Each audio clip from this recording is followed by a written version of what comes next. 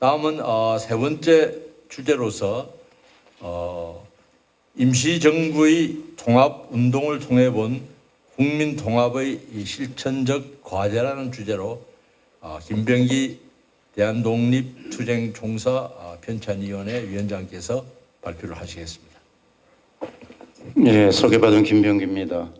오늘 전체 대주제는 대통합을 위한 삼견주의 역할과 대한민국 정체성 이렇게 이제 돼 있는 걸로 알고 있습니다. 그 가운데 저는 임시정부의 통합운동을 통해 본 국민통합의 실천적 과제, 이런 통합운동이 주장했던 통합운동이 현재 우리 국민통합에서 어떻게 실천적으로 수행될 수 있을 것인가 하는 저 구체적인 문제까지 이야기를 좀 하려고 합니다. 그래서 저는 한 세 가지 정도로 이야기를 드릴까 합니다. 첫째는 임시정부의 통합운동, 임시정부가 처음 설립된 이후에 계속해서 통합운동이 일어났는데 그런 역사적인 과정을 한번 살펴보고요. 그 다음에 두 번째로는 삼균주의 사상을 통한 좌우합작운동, 조상 선생께서 정립하신 삼균주의 사상이 우리의 좌우합작운동이나 우리의 독립운동 선생이 어떻게 정립이 되어 갔느냐 하는 이런 문제고요.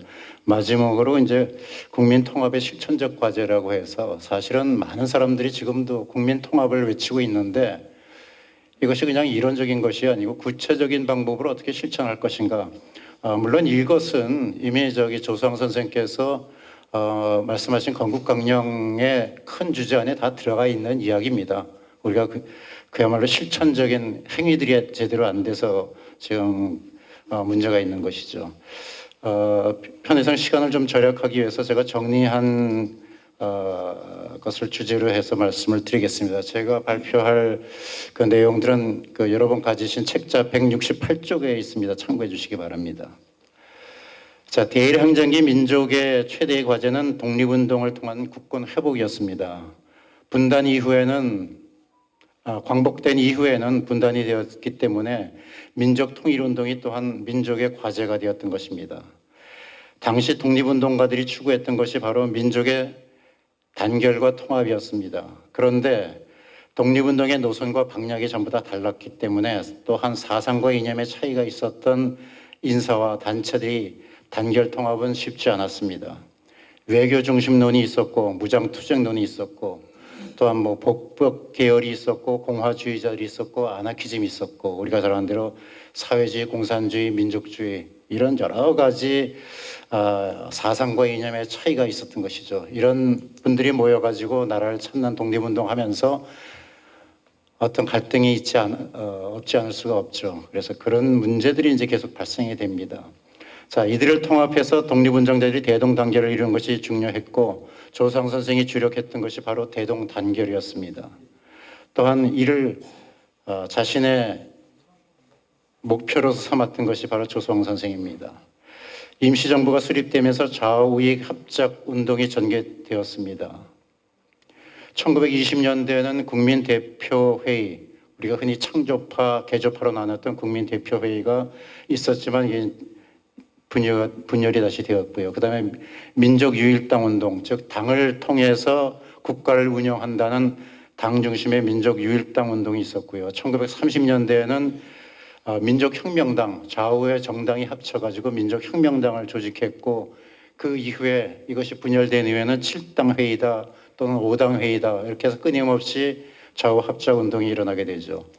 그 다음에 1940년이 되면은 통일전선운동이 일어납니다. 그래서 좌우가 서로 합작하는 운동. 이것은 또 해방 후까지도 계속 이어집니다. 해방 후에도 좌우 합작 운동이 계속해서 이루어지죠. 그래서 임시정부는 처음부터 끝까지 민족을 통합하는 운동에 계속해서 나섰던 것을 볼 수가 있습니다. 무장투쟁의 본거지였던 만주 지역에서도 또한 통합운동이 계속되었습니다. 임시정부가 수립된 이후에 남만주 지역에서는 통합단체로서 광복군 사령부와 광복군 참리부가 성립되었습니다. 또 경신참변 이후에는 이른바 8단 구회가 성립되어서 남만 한족 통일회의 여기서 탄생된 것이 대한통일부, 우리가 흔히 통일부라고 하는 대한통일부가 결성이 됩니다. 또 1920년대 후반에는 만주 지역에서 참의부, 정의부, 신민부 이 3부가 통합하는 3부 합작회의가 열어집니다. 그래서 독립운동 선상에서 끊임없이 갈등이 있었지만 또 끊임없이 통합운동이 계속 이루어지는 것이죠. 이런 중국 관내에서도 임시정부가 수립되었는데 독립운동의 방략과 정치적 이념을 둘러싸고 혼란이 계속되었습니다. 이러한 대립과 분열의 상황을 보면서 조수왕 선생은 대동 단결과 통합을 위해서 일정한 주의와 정책이 필요하다는 것을 깨닫게 되는 것이죠. 이 여러 가지 단체들 또 여러 가지 성향을 가진 사람들을 통합하기 위한 유일한 주의와 정책, 그것이 바로 우리가 얘기하는 삼균주의였습니다. 삼균주의는 우리가 아는 대로 정치균등, 경제균등, 교육균등을 실현하는 그러한 이론이죠.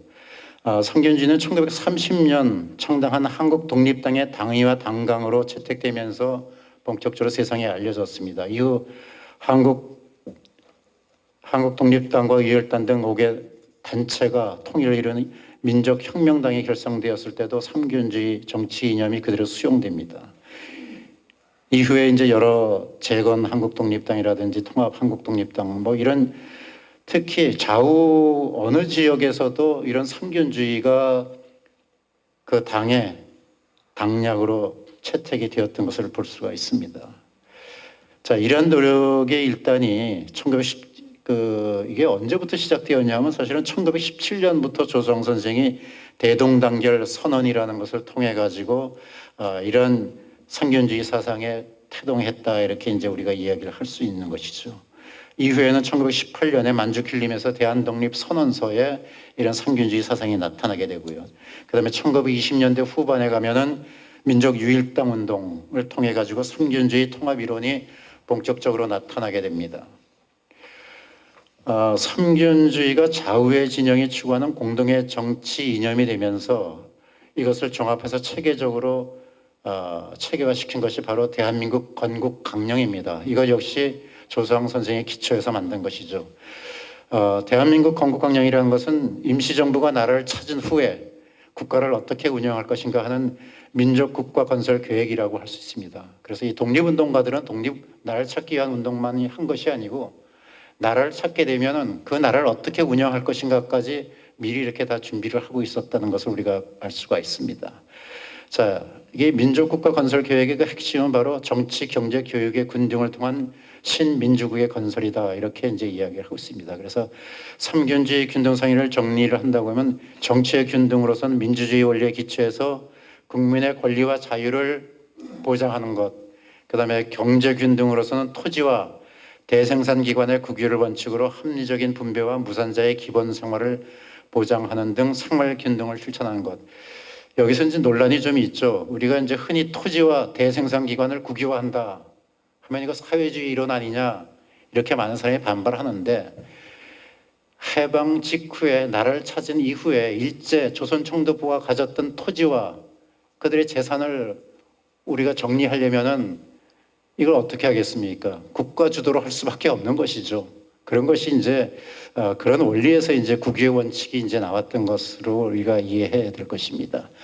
그다음에 교육의 균등으로 국비를 통한 의무교육과 교육에 대한 정책, 시설을 국가에서 관리해서 국민 모두에게 교육의 기회를 균등하게 보장하는 것. 이 세 가지가 이제 삼균주의의 기본 사조가 되는 것이죠. 광복 후 건설한 민족국가는 자본주의 사회주의가 갖고 있는 결점을 최대한 극복한 새로운 형태의 국가였습니다. 이는 조수왕이 선생이 일찍이 서구 사회주의 국가 또 러시아 공산주의 국가를 순방하면서 얻었던 경험을 토대로 해서 이런 삼균주의 사상이 배태되었다 이렇게 이제 볼 수가 있는 것입니다. 이런 삼균주의는 우리 민족의 행복이 실현될 수 있는 새로운 민족 국가를 건설하는 것에 그치지 않고 나가서 인류 평화가 실현되는 세계 일가, 세계가 한 가족 같은 한 식구 같은 그런 세계 일가를 지향하는 데서 큰 의미를 가집니다. 즉 삼균주의 사상은 우리만 잘 살자고 하는 것이 아니고 우리 민족만 잘 살자고 하는 것이 아니고 전 세계가 공동으로 평화롭게 잘 살자고 하는 그러한 세계 평화주의로까지 발전할 수 있는 그러한 사상이라는 것을 우리가 좀 주목할 필요가 있습니다. 마지막으로 이제 국민통합의 실천적 과제를 어떻게 우리가 할 수 있을까를 좀 제가 고민을 해보고서 몇 가지를 생각을 좀 해봤습니다. 자, 새로운 정부가 지금 출발하면서 강조하는 것이 바로 국민통합의 문제입니다. 이번 대선에서 차기 대통령으로 선출된 윤석열 당선인도 기자회견에서 국민통합을 표방했습니다. 그래서 국민통합의 실천적 과제, 아까 잠깐 말씀드렸다시피 이것은 사실은 조성은 선생의 대한민국 건국 강령 중에 그 대의가 이미 다 포함이 되어 있습니다. 우리가 거기에 대해서 그것을 정확히 찾지 않고 정확히 실천 안 했을 뿐이죠. 그 중에서 제가 이제 생각난 대로 몇 가지를 생각을 좀 해봤는데요. 첫째가 이제 신뢰 사회가 형성되어야 우리 국민 통합이 이루어질 것이다, 이런 얘기를 할 수가 있습니다. 자, 공동체 의식의 상실 지금 되어 있습니다. 우리는 언제부터인가 우리 민족의 가장 핵심 윤리였던 공동체 의식, 이것이 상실되어 있었고요. 그 다음에 개인과 가정의 생활 윤리, 이것이 사라졌습니다.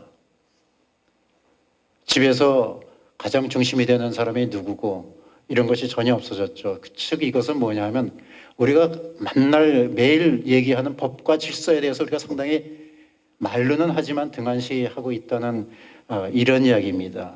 그래서 이런 것을 통해서 신뢰사회가 형성이 되려면은 약자에 대한 배려, 또 상호 존중과 신뢰, 이런 것들이 있어야 되는데 이것이 많이 지금 상실한 시대다, 이렇게 이제 평가를 좀 할 수 있고요. 그 다음에 또 하나가 이제 우리 사회의 이제 근본적인 문제 중에 하나가 기업가와 근로자의 경제윤리입니다. 뭐 계속해서 지금 이 문제는 뭐 논란이 되고 있죠. 우리가 흔히 얘기하는 기업가의 사회적인 책임이 무엇이냐, 또 건전한 노사 문화 어떻게 정착해야 될 것이냐, 이런 문제들. 그다음에 또 하나 우리가 통합하기 위해서 필요한 것이 예측 가능한 사회가 되어야 된다 하는 것이죠. 우리 사회는 언제부턴가 이거 예측하기 힘든 사회가 됩니다. 물론 전쟁이 우리에서 나타나는 건 아니고 해외에서도 전쟁이 나타나고 하지만 예측 가능한 사회가 되어야 된 것이다. 예측 가능한 사회가 되려면 먼저 뭐가 됩니까? 정부 정책의 투명성이 있어야 되죠. 정부가 앞으로 어떤 계획을 세우고 어떻게 실천할 것이다 하는 정부 정책의 투명성, 그 다음에 거기에서 역할을 하는 공무원들의 소명의식. 공무원들은 뭡니까? 소명의식은 우리가 기본적으로 얘기하면 하나님이 그분들에게 부여한 의무라고 할 수가 있는 것이죠. 이런 소명의식 과연 지금 가지고 있느냐, 우리가 한번 생각해 볼 필요가 있고요. 우리가 또 항상 지금 정치권에서 얘기하는 것 같이 공정과 소통의 리더십, 이런 사회들이 이제 필요하다는 것이고요. 그 다음에 또 이제 우리 정치, 요새 방송 뉴스만 틀면은 나타나는 것이 정치권의 이야기들이죠. 정치권의 당리당략적인 논쟁을 해소하는 것, 이런 것에서 이제 우리 국민 통합 문제가 이제 전개될 수 있다고 생각합니다. 그 다음에 또 하나가 우리 그 민족의 미래에 대한 비전. 미래에 대한 비전을 얘기할 때 젊은 사람들이 항상 여기에 대해서 상당히 회의적이죠. 우리 나라의 미래 비전이 있느냐. 항상 우리가 걱정하는 것이 경제 성장 어떻게 될 것이냐, 일자리 문제 어떻게 될 것이냐, 그 다음에 북한 문제, 북한의 비핵화, 외교 안보, 우리 나라가 과연 북한과의 대치, 또 중국과 일본과의 대치 상황에서 어떻게 외교 안보를 풀어갈 것이냐 하는 이런 문제. 또한 사회보장과 국가재정의 부담. 사회보장이 잘 되면은 반대적으로 국가 재정이 부담이 되는데 이 문제를 어떻게 또 해결할 것인가 하는 이런 여러 가지 미래 비전의 문제가 우리 국민통합의 문제에 같이 결부되어 있습니다. 이런 문제들에 대한 해결책, 이런 것들을 제시하는 것이 이제 바로 국민통합의 이제 길이 될 것이고요. 또 여기에 마찬가지로 지식인의 책임과 솔선수범이 필요합니다. 우리 민족은 전통적으로 선비정신이라는 게 있었습니다. 우리가 의병을 일으키는 것이, 의병이라는 건 뭡니까? 국가가 부르지 않아도 스스로 나라가 위급할 때 나라를 찾겠다고 나서는 게 의병 정신 아닙니까? 이런 정신이 바로 우리나라를 지탱해왔던 정신들입니다. 과연 우리나라가 앞으로 또한 이런 문제들이 생긴다면은 우리나라 젊은 사람들, 우리나라 모든 국민들이 이런 의병 전통의 정신을 가지고서 과연 나갈 수 있느냐 한번 자문해 보고 싶고요. 또 우리 독립운동가들이 항상 얘기했던 순국정신, 나라를 찾기 위해서 목숨을 바쳤던 그런 순국정신, 그 다음에 우리나라 역대 선배들이 추구했던 수신이 뭡니까? 자기 스스로 자기 몸을 닦는 것이죠. 아까 김동완 선생님께서 말씀하신 대로 먼저 나를 찾는 그런 것이 이루어지지 않는다면은 이런 것이 이루어질 수가 없다는 것을 이제 알 수가 있습니다. 끝으로 조성환 선생이 꿈꾸고 정립했던 상균주의 사상이라는 역사적인 경험을 통해서 한국 사회가 지향해야 할 신뢰와 공정의 사회를 실현할 수 있기를 기대해 봅니다. 조성환 선생이 생전에 결성하였던 상균주의 청년동맹과 상균주의 학생동맹 등의 활동을 부활시켜서 국민통합, 사회통합의 실천운동이 확대되기를 기대해 보면서 저희 발표를 마치겠습니다. 감사합니다. 김병기 박사님 당면하고 있는 이런 대통합의 문제에 조소왕 선생님께서 제시하신 이 삼군주의나 혹은 건국 강령에 내포되어 있는 여러 가지 방향들이 아주 긴요하게 작용을 했고 또 우리가 미래에도 그것을 잘 활용을 해야 한다는 요지의 말씀이었습니다.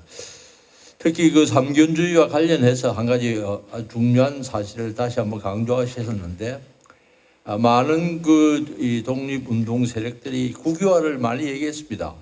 그래서 쉽게 해서 뭐 국유화 공산주의적 그런 이념적 지향인가?